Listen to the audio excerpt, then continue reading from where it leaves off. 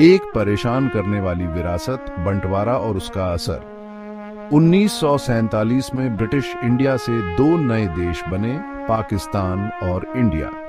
पाकिस्तान, जो जियोग्राफिकली दो हिस्सों में बंटा था, ईस्ट और वेस्ट विंग्स को इकोनॉमिक्स और सोसाइटी के चैलेंजेस विरासत में मिले। जहां वेस्ट पाकिस्तान, जो आज का पाकिस्तान है, को इंडस्ट्रीज और इंफ्रास्ट्रक्चर ज्यादा मिला, वहीं ईस्ट पाकिस्तान, जो आज बांग्लादेश है, एग्रीकल्चर पर डिपेंडेंट था और गरीबी से जूझ रहा था। भेदभाव के बीच तो शुरुआत में ही बो दिए गए थे। ज्यादा पॉपुलेशन होने के बावजूद ईस्ट पाकिस्तान को रिसोर्सेज और डेवलपमेंट फंड्स बहुत कम मिले। इस इकोनॉमिक निग्लेक्ट ने ईस्ट पाकिस्तानीज में रिजेंटमेंट और एलियनेशन पैदा किया, जिसका नतीजा 1971 में बांग्लादेश लिबरेशन वॉर के रूप में सामने आया।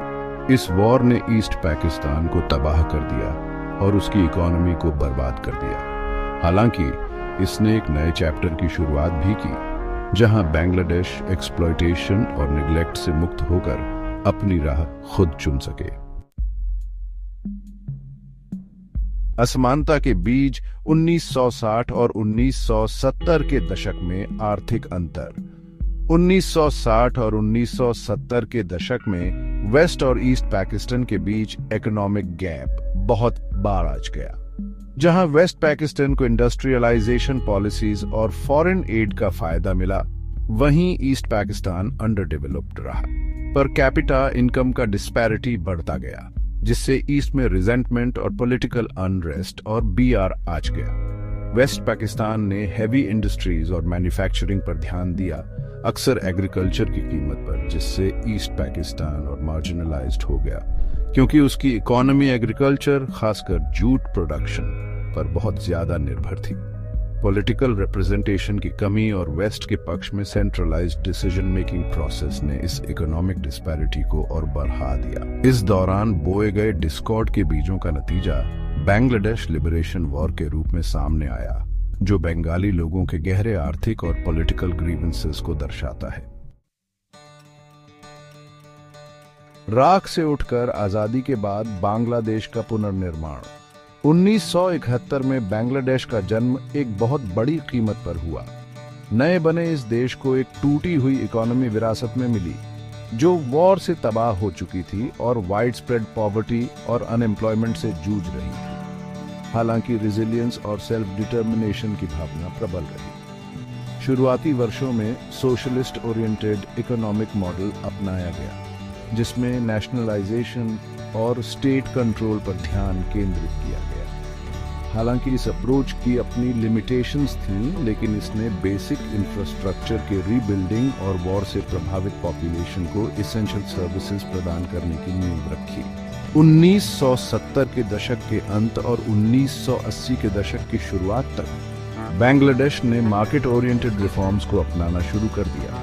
धीरे धीरे अपनी इकोनॉमी को लिबरलाइज किया और फॉरेन इन्वेस्टमेंट को आकर्षित किया। इकोनॉमिक पॉलिसी में इस बदलाव ने एजुकेशन और हेल्थ केयर में निवेश के साथ आने वाले दशकों में सस्टेन्ड इकोनॉमिक ग्रोथ का मंच तैयार किया। गारमेंट इंडस्ट्री बांग्लादेश की जीत, पाकिस्तान का संघर्ष। बांग्लादेश और पाकिस्तान के अलग अलग इकोनॉमिक ट्रेजेक्टरीज का सबसे बड़ा उदाहरण गारमेंट इंडस्ट्री है। बांग्लादेश, जो कभी ग्लोबल टेक्सटाइल मार्केट में एक नया प्लेयर था, अब एक गारमेंट मैन्युफैक्चरिंग पावर हाउस बन गया है, जो सिर्फ चाइना से पीछे है। बांग्लादेश की इस सफलता में कई फैक्टर्स का योगदान रहा। लो लेबर कॉस्ट्स, यंग और मोटिवेटेड वर्कफोर्स और वेस्टर्न मार्केट्स, खासकर यूरोपियन यूनियन तक प्रेफरेंशियल एक्सेस ने अहम भूमिका निभाई। इसके अलावा बांग्लादेश ने रेडीमेड गारमेंट्स पर ध्यान केंद्रित किया, जो फास्ट चेंजिंग फैशन ट्रेंड्स को केटर करता है, जिसने उसे कम्पिटिटिव एज दिया। इसके विपरीत पाकिस्तान की गारमेंट इंडस्ट्री को कई चैलेंजेस का सामना करना पड़ा है, जिनमें high energy costs, political instability और एक्सपोर्ट मार्केट्स में डाइवर्सिफिकेशन की कमी शामिल है। हालांकि पाकिस्तान ने हाल के वर्षों में प्रगति की है, लेकिन वह अभी भी गारमेंट एक्सपोर्ट्स और ग्लोबल मार्केट शेयर के मामले में बांग्लादेश से पीछे है। भाग 5, शिक्षा का महत्व, साक्षरता के माध्यम से एक राष्ट्र का सशक्तिकरण। बांग्लादेश के आर्थिक और सामाजिक परिवर्तन में एजुकेशन ने महत्वपूर्ण भूमिका निभाई है। ह्यूमन कैपिटल के महत्व को समझते हुए बांग्लादेश ने लिटरेसी रेट्स, खासकर लड़कियों और महिलाओं में सुधार करने के लिए महत्वपूर्ण कदम उठाए हैं। सरकार की यूनिवर्सल प्राइमरी एजुकेशन के प्रति प्रतिबद्धता सेकेंडरी और टर्शरी एजुकेशन में निवेश के साथ एक अधिक स्किल्ड और एजुकेटेड वर्कफोर्स तैयार हुई है, जिससे फॉरेन इन्वेस्टमेंट को आकर्षित किया है और इकोनॉमिक ग्रोथ को बढ़ावा मिला है। हालांकि पाकिस्तान ने भी एजुकेशन तक पहुंच बनाने में प्रगति की है, लेकिन वह अभी भी लिटरेसी रेट्स के मामले में बांग्लादेश से पीछे है, खासकर महिलाओं के लिए।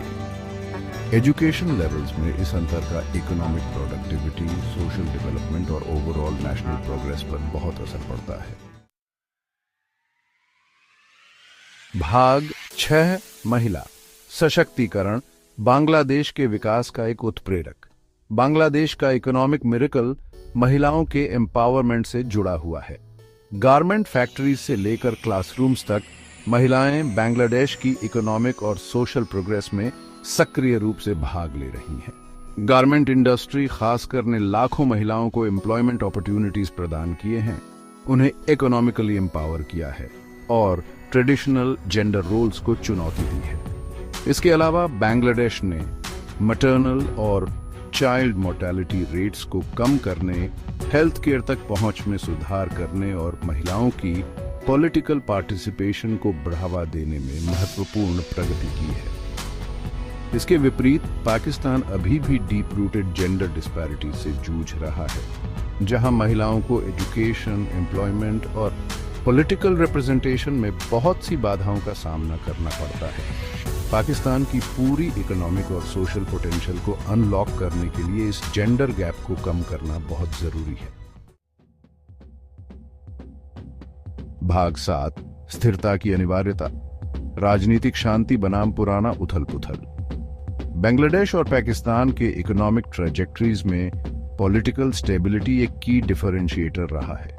जहां बांग्लादेश ने अपने डेमोक्रेसी को मजबूत करने के लिए कदम उठाए हैं, वहीं पाकिस्तान पॉलिटिकल इंस्टेबिलिटी, मिलिट्री कू और एक फ्रैजाइल डेमोक्रेटिक ट्रांजिशन से ग्रस्त रहा है। पॉलिटिकल स्टेबिलिटी में इस स्टार्क कॉन्ट्रास्ट का इकोनॉमिक ग्रोथ और इन्वेस्टर कॉन्फिडेंस पर बहुत गहरा असर पड़ा है। बांग्लादेश के अपेक्षाकृत स्टेबल पॉलिटिकल एनवायरनमेंट ने एक अधिक प्रिडिक्टेबल और बिजनेस फ्रेंडली क्लाइमेट को बढ़ावा दिया है, फॉरेन इन्वेस्टमेंट को आकर्षित किया है और इकोनॉमिक ग्रोथ को बढ़ावा दिया है। इसके विपरीत पाकिस्तान के पॉलिटिकल टर्मोइल के इतिहास ने एक अनप्रेडिक्टेबल और अक्सर रिस्की बिजनेस एनवायरनमेंट बनाया है, जिससे फॉरेन इन्वेस्टमेंट रुका है और इकोनॉमिक प्रोग्रेस बाधित हुई है। भाग 8 दो अर्थव्यवस्थाओं की कहानी, आज बांग्लादेश और पाकिस्तान की तुलना। आज Bangladesh resilience, strategic policy making और ह्यूमन कैपिटल डेवलपमेंट की ट्रांसफॉर्मेटिव पावर का प्रमाण है। एक डिसएडवांटेज्ड पोजीशन से शुरुआत करने के बावजूद बांग्लादेश ने कई की इकोनॉमिक इंडिकेटर्स पर पाकिस्तान को पीछे छोड़ दिया है।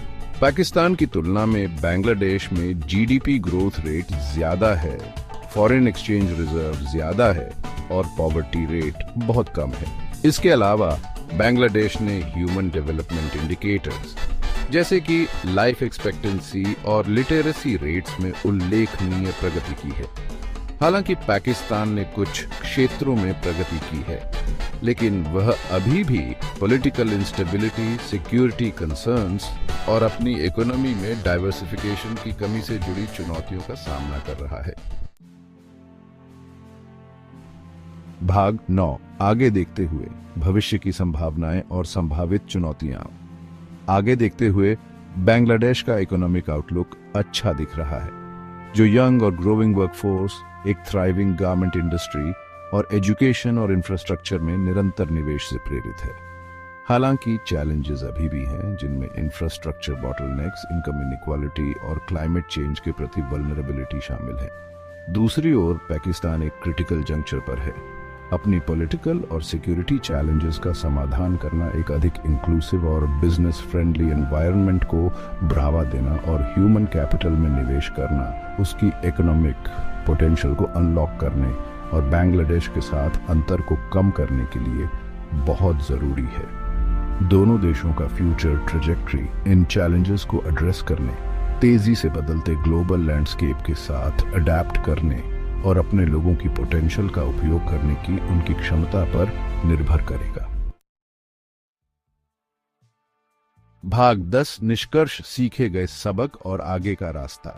बांग्लादेश और पाकिस्तान के अलग अलग इकोनॉमिक जर्नी विकासशील देशों के लिए वैल्यूएबल लेसन्स प्रदान करते हैं। बांग्लादेश की रिमार्केबल प्रोग्रेस ह्यूमन कैपिटल, खासकर एजुकेशन और विमेन्स एम्पावरमेंट में निवेश करने, मार्केट ओरिएंटेड रिफॉर्म्स को अपनाने और एक स्टेबल पॉलिटिकल एनवायरनमेंट को बढ़ावा देने की ट्रांसफॉर्मेटिव पावर को दर्शाती है। दूसरी ओर पाकिस्तान का experience political instability, security concerns और इकोनॉमी में डाइवर्सिफिकेशन की कमी के डेट्रीमेंटल इफेक्ट्स को उजागर करता है।